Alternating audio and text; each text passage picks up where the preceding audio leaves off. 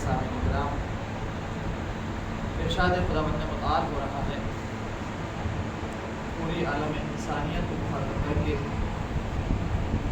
کہ بابرکت ہے وہ ذات جس کے قبضہ قدرت میں ملک ہے، حکومت ہے، سلطنت ہے۔ دنیا کا ہر خشک و تر، ہر گوش و کنار، ہر وہ شے جو اس کائنات میں پائی جاتی ہے، جو شے وجود رکھتی ہے، چاہے وہ کسی صنف سے ہو، وہ اللہ کے قبضہ قدرت میں ہے، اللہ کا اس پر اختیار ہے۔ اور آگے آیت بھی کہہ رہے ہوا علی کل شیء قدیر، اور وہ پروردگار ہر چیز پر قادر ہے۔ دنیا کا کوئی ایسا کام نہیں ہے جو اللہ کے لیے ناممکن ہو، محال ہو، امپاسبل ہو، بلکہ ہر وہ کام جو دنیا میں ہو سکتا ہے وہ اللہ کے قبضہ قدرت میں ہے، اللہ کے اختیار میں۔ اور اللہ جسے چاہے اپنے اختیار اور اپنی قدرت کا مرکز بنا دیتا ہے۔ اللہ ہاتھ میں موت و حیات کا کنٹرول خدا کے ہاتھ میں ہے، لیکن اگر اللہ چاہے تو اپنے بندوں کو اتنی صلاحیت دے دیتا ہے کہ اگر وہ تکبیر کہہ دے تو زندہ مردہ ہو جاتا ہے، ٹھوکر مار دے تو مردہ زندہ ہو جاتا ہے۔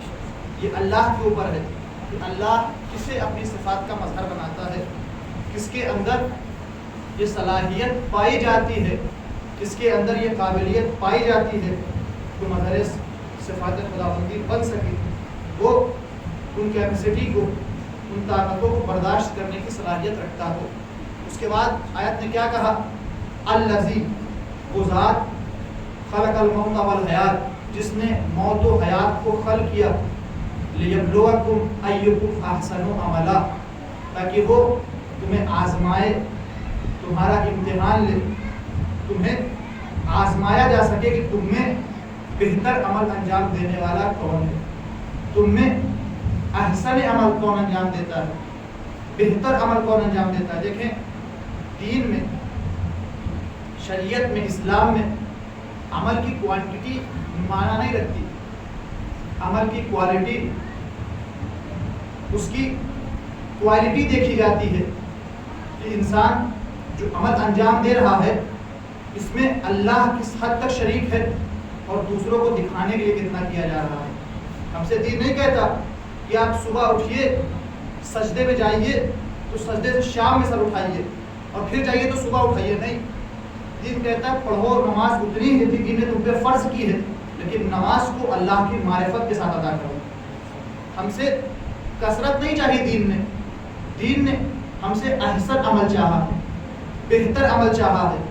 دین یہ چاہتا ہے عمل انجام تو تھوڑا ہو لیکن صرف اور صرف اللہ کی ذات کے لیے ہو، صرف اور صرف اپنے پروردگار کی ذات والا صفات کے لیے ہو۔ اب یہ نہ ہو کہ ہم ہزاروں روپے کی مجلسیں کر رہے ہیں، لاکھوں روپے کا تبرک بانٹ رہے ہیں، اچھی بات ہے، بانٹیں، لیکن یہ دیکھنا ہے کہ وہ اللہ کی بارگاہ میں کس حد تک قابل قبول ہے۔ ہم بانٹ رہے ہیں لیکن ہمارے دل میں اللہ کتنا ہے اور لوگوں کو دکھانے کے لیے کتنا ہے۔ ہمارے یہاں 50,000 کا خطیب آئے گا، ٹھیک ہے، اچھی بات ہے، آپ کو اللہ نے حیثیت دی، بلائے، لیکن یہ نہ ہو کہ آپ کسی کو نیچا دکھانے کے لیے، اپنی عظمت بڑھانے کے لیے کر رہے ہو، نہیں، بلکہ ایک چھوٹا سا عمل بھی انجام دے، حسین کے نام پہ مجلس ہو اور خدا کے لیے ایک گلاس پانی پلا دیا جائے، یہ عمل اللہ کی بارگاہ میں قابل قبول ہے، اس ہزاروں روپے کے تبرک سے۔ یہ بہت سخت بات ہے اور واقعات ہمارے یہاں یہی ہو رہا ہے۔ ہم اللہ کے لیے کام انجام نہیں دیتے ہیں بلکہ ہم اپنے نفس کو راضی کرنے کے لیے کام انجام دیتے ہیں۔ ہم اپنی خوشی کے لیے کہ جن کاموں میں ہمیں خوشی ملتی ہے ہم وہ کام انجام دیں گے، اللہ خوش ہوتا ہو دو، نہ ہوتا ہو نہ ہو، سے مطلب نہیں۔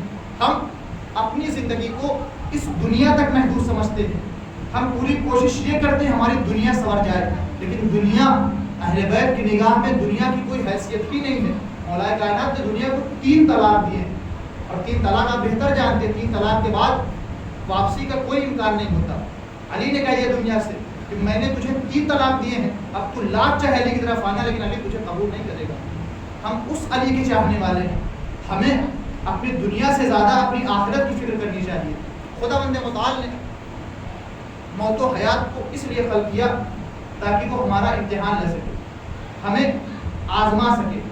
جب موت و حیات انسان کی امتحان کے لیے خلق بنے ہیں، انسان کی آزمائش کے لیے بنے ہیں، تو آخر کیا وجہ ہے کہ جب ہمارے سامنے جب تک زندگی کا تصور ہوتا ہے، زندگی کی باتیں ہوتی ہیں، فیوچر پلاننگ ہوتی ہیں، مستقبل کے بارے میں بات ہوتی ہے، بڑا خوش ہوتے ہیں، بڑا خوش و خرم ہو کے بات سے بات کرتے ہیں، لیکن جہاں کوئی ہم سے یہ کہہ دے کہ کل مر کے اللہ کی بارگاہ میں جانا ہے، فوراً چہرہ بدل جاتا ہے. ہمارا دماغ خراب ہو گیا، کیسی باتیں کر رہے ہو، ابھی تو آئے ہیں، ابھی تو بہت جینا ہے، لگتا ہے انہیں کو اللہ نے ٹھیکہ دے کے بھیجا ہے، کب تک یہ زندہ رہیں گے. ہم موت کا نام سن کے کیوں گھبرا جاتے ہیں؟ آخر وجہ کیا ہے کہ موت کا نام سنتے ہی انسان کے چہرے پر پریشانی آ جاتی ہے، انسان بے چین ہو جاتا ہے، انسان مطمئن نہیں رہتا. ایک مثال کے ذریعے بات واضح کروں کہ ایک باپ ہے، اس نے 2 بچوں کو بلایا اور بلانے کے بعد دونوں کو نئے لباس پہنائے، نئے لباس زیب تن کیے، کہا جاؤ اور جا کر میدان میں کھیلو، اور دیکھو جب تم شام میں واپس آنا تو تمہیں جو تم دونوں میں سے اپنے لباس کو پاک صاف بنا کے لے کے میرے پاس پہنچے گا میں اس کو انعام دوں گا، لیکن اگر کسی کا لباس گندا ہوا، مٹی لگی، کیچڑ لگا، تو پھر میں اسے سزا دوں گا. بھیج دیا دونوں کو، دونوں پہنچ گئے، کھیل رہے ہیں، مست ہے کھیلنے میں، لیکن دونوں کے کھیلنے میں بڑا فرق ہے. ایک کھیل رہا ہے لیکن باپ کی بات کو سینے سے لگائے ہوئے ہے، شام کو پہنچیں گے تو ابا انعام دیں گے، ابا تعریف کریں گے، ابا اکرام کریں گے. کھیل رہا ہے لیکن دماغ باپ کی باتوں میں لگا ہوا ہے، کھیل بھی رہا ہے، اپنے لباس کو بچا بھی رہا ہے، نہ کیچڑ لگنے دے رہا ہے، نہ مٹی لگنے دے رہا ہے. لیکن دوسرا ہے جس کو کھیلنے میں اتنی فکر نہیں ہے کہ نہ اس کو باپ کی بات یاد ہے، نہ باپ کی سزا یاد ہے، نہ باپ کا غصہ یاد ہے، نہ لباس کی فکر ہے. اب دیکھیں جب شام ہوئی تو انصاف سے بتائیں دونوں کے گھر جانے کے طریقے میں فرق ہوگا یا نہیں ہوگا؟ جو اپنے باپ کی بات کو یاد رکھے ہوئے ہیں وہ سوچے گا کتنی جلدی ہم گھر پہنچ جائیں تاکہ باپ سے ہم کو انعام مل سکے، لیکن جس نے باپ کی بات بلا دی ہے اس کے قدم چینٹیوں سے بھی زیادہ سست ہو گئے ہیں، قدم گھر کی طرف نہیں بڑھتے. کیوں؟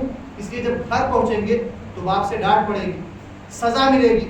یہی حال ہم انسانوں کا ہے. پروردگار عالم نے ہم انسانوں کو جسم کا لباس دے کے دنیا میں بھیج دیا، کہا جاؤ دنیا میں زندگی گزارو، دیکھو دنیا میں جو چاہو کرو، جس سے چاہو ملو، جہاں چاہے جاؤ، لیکن یہ خیال رہے تمہارا لباس گناہوں سے پاک رہے، غیبتوں سے پاک رہے، برائیوں سے پاک رہے، دوسروں کے برائی کرنے سے پاک رہے. اور جب تم ہماری بارگاہ میں واپس آؤ گے تو ہم تمہیں جنت کا تحفہ دیں گے، ہم تمہیں جنت سے نوازیں گے، ہم تمہیں کوثر و سلسبیل عطا کریں گے، ہم تمہیں نعمتوں کے باغات دیں گے. اب جو انسان دنیا میں آ کے پروردگار کی بات کو سینے سے لگائے ہوئے ہے، اس کی بات کو بھولا نہیں ہے، برائیاں بھی نہیں کر رہا ہے، گناہ بھی نہیں کر رہا ہے، نیکی انجام بھی دے رہا ہے، جب اس کے سامنے تذکرہ موت ہوتا ہے تو اس کا چہرہ کھل جایا کرتا ہے، وہ خوش ہو جایا کرتا ہے. لیکن جو انسان دنیا میں تو آیا ہے، حق بھی لوٹ رہا ہے، نمازیں بھی چھوڑ رہا ہے، عبادتیں نہیں کر رہا ہے، تلاوت کتاب نہیں کر رہا ہے، بس دنیا کی نیرنگیوں میں ڈوبا ہوا ہے، جب اس کے سامنے تذکرہ موت ہوتا ہے تو جہنم کے خوف اس کا چہرہ اتر جایا کرتا ہے.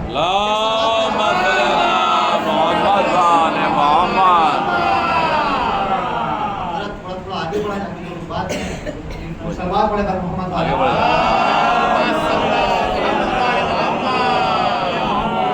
دو سلوات پڑھے بر محمد والے.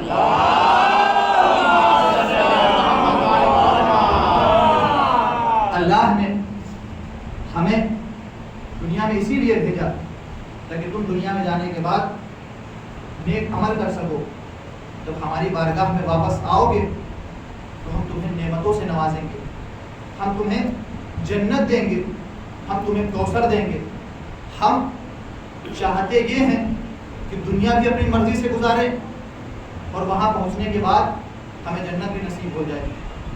تو یہ چیز اصلاً ممکن نہیں ہے کہ ہم دنیا میں کسی جگہ انسان اگر کام کر رہا ہو، کسی فرم میں، کسی فیکٹری میں، اور اس کا مالک اسے ایک ٹائم لیمٹ میں کہے فلاں کام کو انجام دو، اگر یہ کام انجام دے دو گے تو ہم تمہیں شام میں انعام سے نوازیں گے، تمہیں بونس دیا جائے گا.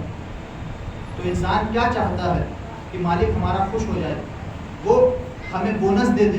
لیکن ہم انسانوں کو کیا ہو گیا ہے، ہم اتنی مادیت میں ڈوب گئے ہیں کہ ہمیں ان معمولی مالکوں کی بات تو یاد رہتی ہے، ان کو خوش کرنے کی فکر ہوتی ہے، لیکن جو ہمارا حقیقی مالک ہے، جو ہمارا حقیقی خالق ہے، اس کے بارے میں کہا جاتا ہے کہ اس کے دل میں، آپ دیکھیں کائنات میں سب سے زیادہ محبت انسان سے کون کرتا ہے؟ روایت میں ہے کائنات میں ایک انسان سے سب سے زیادہ محبت اس کی ماں کرتی ہے.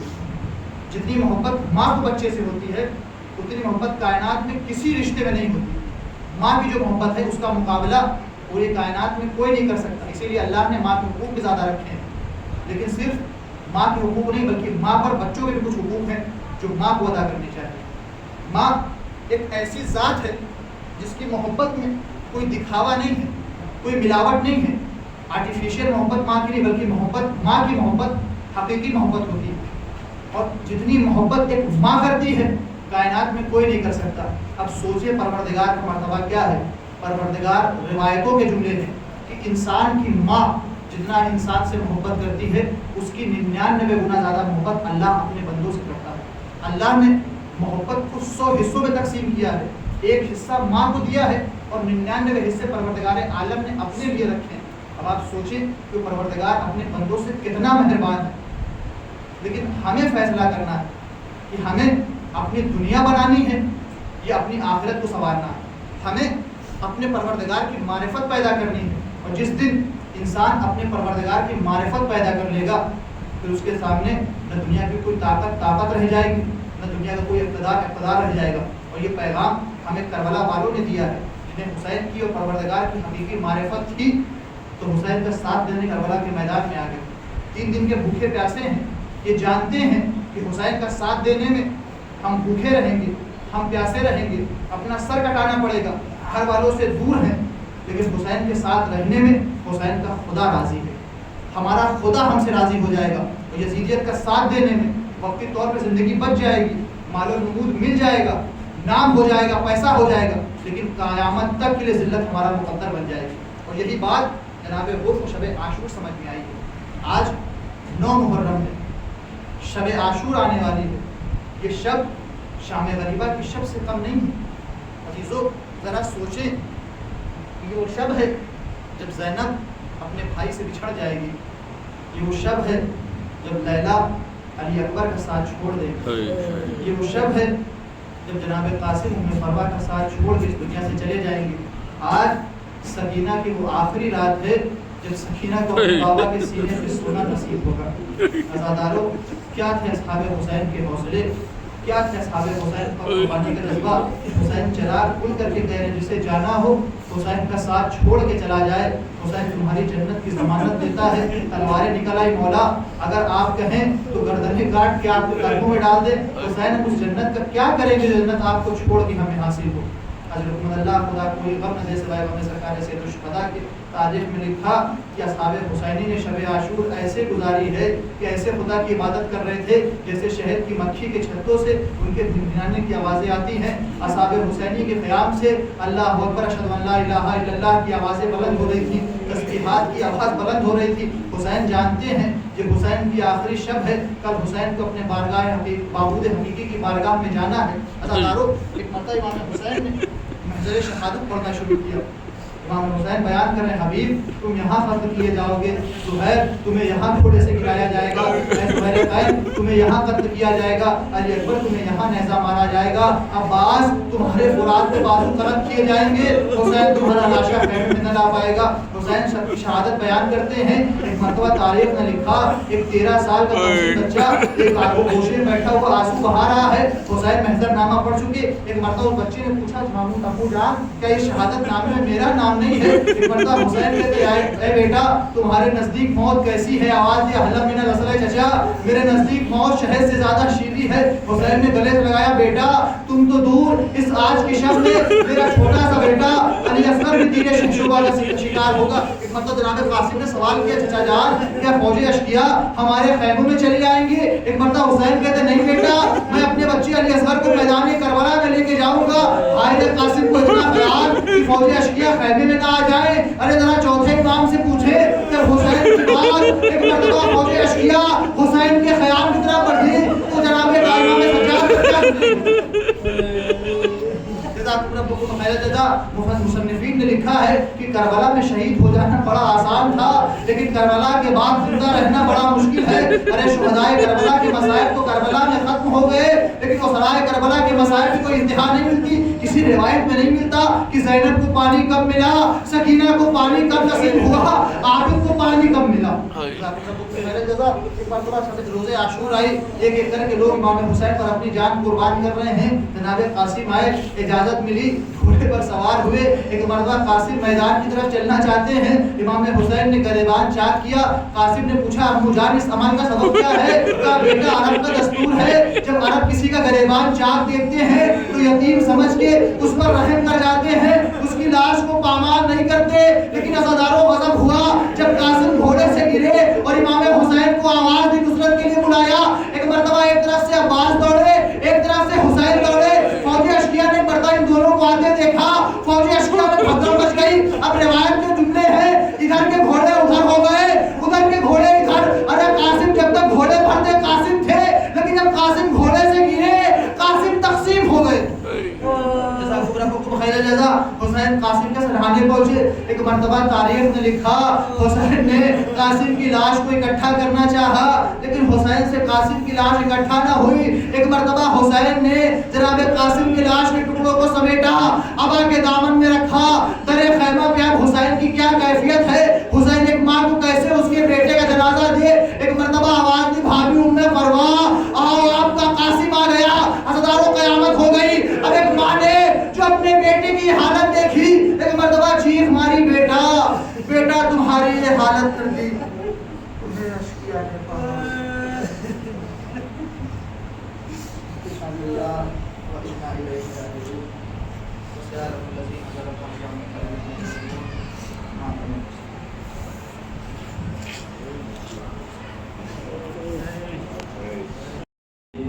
تشنہ لب جہان سے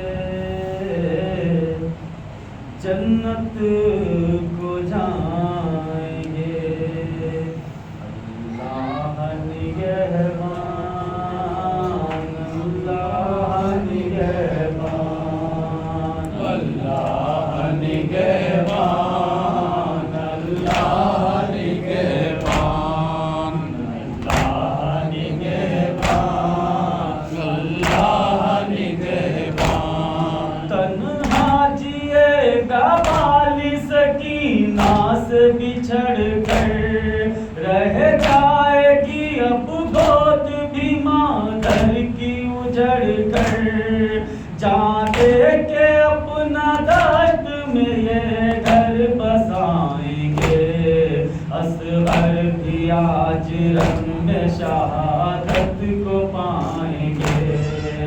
اللہ نگہبان، اللہ نگہبان، اللہ نگہبان، اللہ نگہبان۔ ننھے سے مجاہد کا ماما ہے خون میں تر، یہ دیکھ کے بیٹے پہ ہوا ظلم کس قدر، سردار دو جہان بھی آنسو بہائیں گے، اصغر بھی آج رنگ میں شہادت کو پائیں گے۔